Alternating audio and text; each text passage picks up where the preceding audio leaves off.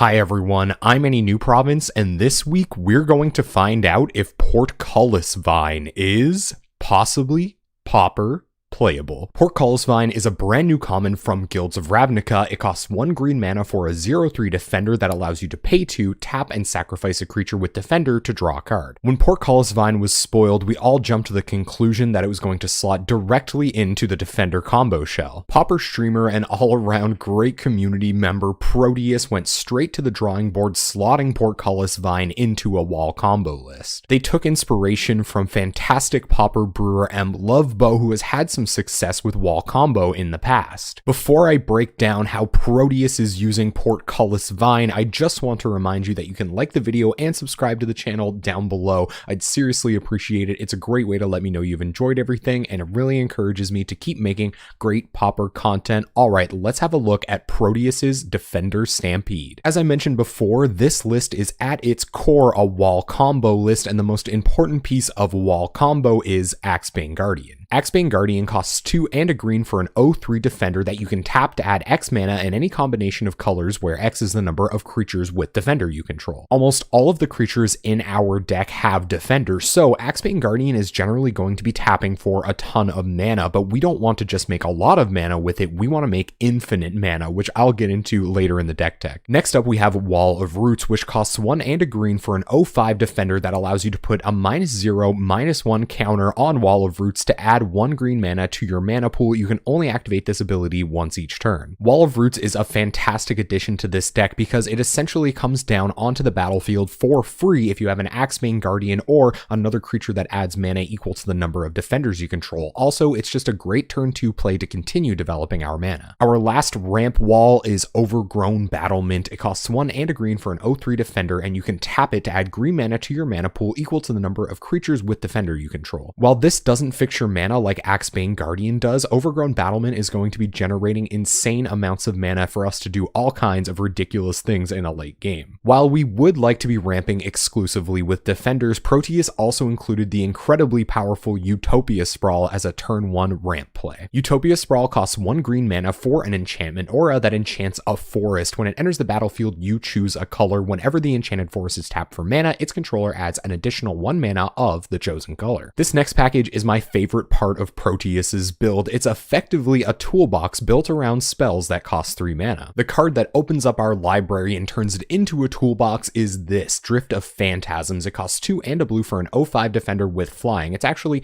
pretty good at blocking Delvers if you just have to hardcast it, but we'd rather be transmuting it. Transmute says pay 1 blue, discard Drift of Phantasms, and search your library for a card with the same converted mana cost as this card, which is 3 mana. You reveal that card, put it into your hand, then shuffle your library. You can only transmute as a sorcery. The first card we're going to be tutoring up with Drift of Phantasms is the one that allows us to go infinite with Axebane Guardian. It's Galvanic Alchemist. Galvanic Alchemist costs 2 and a blue for a 1/4 with Soul Bond, which means you may pair this creature with another unpaired creature when either enters the battlefield. They remain paired as long as you control both of them. As long as Galvanic Alchemist is paired with another creature, each of these creatures has 2 and a blue, untap this creature. It does take a little bit of setup to go infinite with Galvanic Alchemist and Axebane Guardian, but there's so many defenders in our deck, it's not unrealistic for us to have 4 when Galvanic Alchemist hits the battlefield. Our next tutor target is Ghostly Flicker and enables another infinite combo in our deck. Ghostly Flicker will ideally be targeting one of our 4 copies of Mnemonic Wall, or if we're really lucky, 2 copies of Mnemonic Wall. Mnemonic Wall costs 4 and a blue for an 0/4 defender, and when it enters the battlefield, you may return target instant or sorcery card from your graveyard to your hand. So once we have infinite mana, we can get infinite enters the battlefield, triggers off another one of our creatures so long as we target Mnemonic Wall and that creature with our Ghostly Flicker. Also, if you have 2 Mnemonic Walls on the battlefield, you can just get back all of the instants and sorcery cards from your graveyard to use again. Our next tutor target is something else to dump our infinite mana into and our win condition. This is Valakut Invoker. It costs 2 and a red for a 2/3. You can pay 8 mana to have Valakut Invoker deal 3 damage to any target. Our next tutor target is the spiciest card in this list. It's Strider Harness. It costs 3 generic mana for an artifact equipment. Equipped creature gets +1/+1 and has haste. You can equip Strider Harness for 1 mana. Harness allows us to use our defenders to generate mana right away. We play them down, equip the Strider Harness, tap them for mana, and cast more defenders. Rinse and repeat until you have a full board and tons of mana. There's also a single copy of Temporal Spring, which costs 1 green-blue for a sorcery and puts target permanent on top of its owner's library. We can use infinite mana and 2 mnemonic walls to use this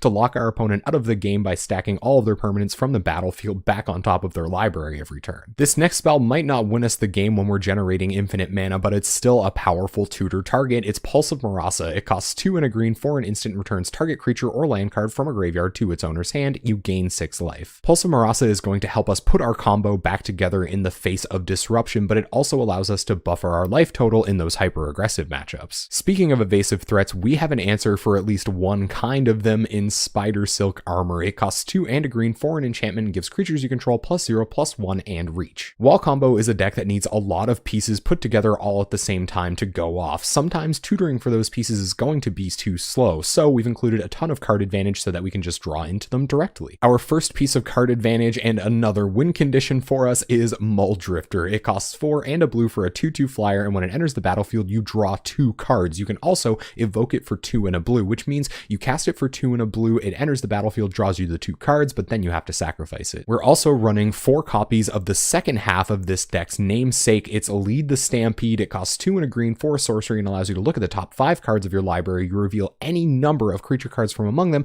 and put the revealed cards into your hand. Put the rest on the bottom of your library in any order. Lead the Stampede is an incredibly powerful card that you only have to build around a little bit. I think this is the reason that Galvanic Alchemist is in this deck instead of Freed from the Real, which you'd expect to see out of most wall combo decks. Finally, our last bit of card filtering and our last non-land card is Adventurous Impulse. It costs 1 green mana for a sorcery and allows you to look at the top 3 cards of your library. You may reveal a creature or land card from among them and put it into your hand. Put the rest on the bottom of your library in any order. Adventurous Impulse was one of the most powerful downshifts we received from Dominaria, and I'm so excited to try it out again here to help us hit our land drops and find our combo pieces. Alright, let's have a look at this mana base. We're only running 14 lands, which is very few, so we're kind of counting on those Overgrown Battlements and Axebane Guardians surviving. Our only non-basic land card is a single copy of Ash Barrens. You can tap it for generic mana if you play it, but you can also pay 1 generic mana to discard it and search your library for a basic land card to put into your hand. For our basics, we have 8 copies of Basic Forest and 5 copies of Basic Island. We have more Basic Forests here because we want to hit Utopia Sprawl on turn 1 or a Ramp Piece on turn 2. Alright, let's have a look at this sideboard. First, we have a couple of copies of Hydroblast for fighting those red decks. We have 2 copies of Scattershot Archer. We can untap this with our Galvanic Alchemist to kill all of the flyers.